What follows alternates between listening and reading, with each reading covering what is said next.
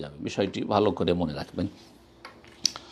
13 নম্বর প্রশ্ন বলছেন যে আমার প্রশ্ন হলো এমামতি করার যোগ্যতা কার আগে, মানে এমামতি কার করা উচিত, এমামতি করার যোগ্যতা কার আগে? রাসূলুল্লাহ সাল্লাল্লাহু আলাইহি ওয়াসাল্লাম হাদিস রয়েছে ইয়াউমুল কওম আকরাহুম লিকিতাবিল্লাহ, মুসলিম জাতির এমামত করবে যেই ব্যক্তি কিতাবুল আল্লাহর কিতাব বেশি পড়তে পারে, অর্থাৎ কোরআনে কারীম যার বেশি মুখস্থ আছে, কোরআনে কারীম বেশি সংরক্ষণ করে রেখেছে, মুখস্থ রেখেছে, তার সাথে সাথে শুদ্ধও পড়ে, মানে হেফজও বেশি আছে আর শুদ্ধও পড়ে, আর তার সাথে সাথে সলাতের কমপক্ষে মাসাইলগুলি সম্পর্কে সে জ্ঞানী, সলাতের মাসাইল সম্পর্কে সে একজন আলেম, যথেষ্ট বুঝে।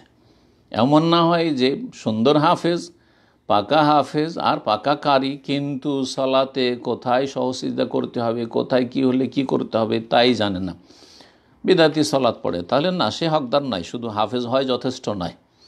এজন্য আবু বকর সিদ্দিক রাদিয়াল্লাহু তাআলা আনহু রাসূলুল্লাহ সাল্লাল্লাহু আলাইহি ওয়াসাল্লামের পরে বা রাসূলুল্লাহ সাল্লাল্লাহু আলাইহি ওয়াসাল্লাম অসুস্থ থাকা অবস্থায় যে স্থলাভিষিক্ত হয়ে ইমামত করেছেন, তিনি কোরআনে কারীমের বেশি হাফেজ ছিলেন, কোরআনে কারীমের আলেমও ছিলেন এবং শুদ্ধও পড়তেন, তার মাতৃভাষা আরবি, সুতরাং তাকে প্রাধান্য দেওয়া হয়েছে। পক্ষান্তরে উবাই ইবনে কাব রাদিয়াল্লাহু তাআলা আনহু যদিও তিনি কিরাতে অথবা কোরআন মুখস্থতে হয়তো এগিয়েছিলেন, কিন্তু অন্য দিক থেকে আবু বকর সিদ্দিক রাদিয়াল্লাহু তাআলা আনহু মতো এগিয়েছিলেন না, যার ফলে উবাই ইবনে কাবকে বলা হয়নি যে উবাই ইবনে কাব সালাত পড়ে, বড় মৌরু আবু বকরিন ফালিউসাল্লি বিন্নাস।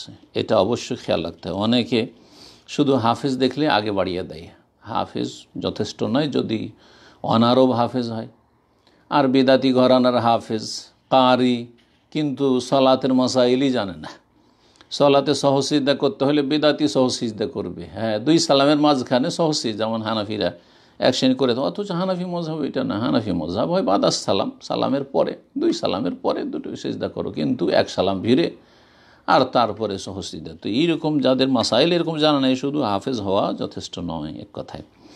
তাতে যদি সমান হয়ে যায়, দুইজনে হাফেজ, দুইজনে কারি, দুইজনে সালাতের মাসাইল একই রকম জানে, ফা আলাম বিসুন্নাহ, রাসূল বলছেন যে সুন্নাত সম্পর্কে, হাদিস সম্পর্কে যার বেশি জ্ঞান রয়েছে, যে বেশি বড় আলেম হাফেজ হওয়ার সাথে সাথে, তাতে যদি সমান হয়, তখন অন্যান্য বিভিন্ন দিকগুলি নবী সাল্লাল্লাহু আলাইহি ওয়াসাল্লাম বলেছেন।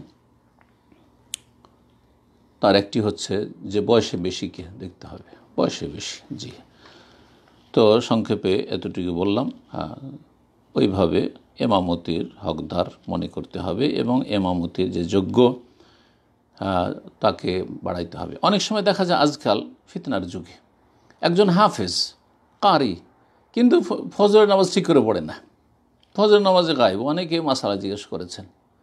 আর আরেকজন হয়তো হাফিজ কারি নয়, কিন্তু ফজর সহ সুন্দর 5 ওয়াক্ত সালাত হেফাজতের সাথে পড়ে, তাহলে সেই হাফেজ কারি অযোগ্য। যেই ব্যক্তি ফজরের সালাত মিস করে আসে না, সেই ব্যক্তি এমামতির অধিকার রাখে না। জি, কারণ একটা ওয়াক্ত সালাত ত্যাগ করা হচ্ছে কুফর। জি, যেই ব্যক্তি প্রতিদিন বা অধিকাংশ দিনে ফজরের সময় কুফর করে, সালাত ছেড়ে দেওয়ার মাধ্যমে, সূর্য উঠিয়ে দেওয়ার মাধ্যমে, সে কখনো ইমামতির যোগ্য নয়। বিষয়টি মনে রাখবেন।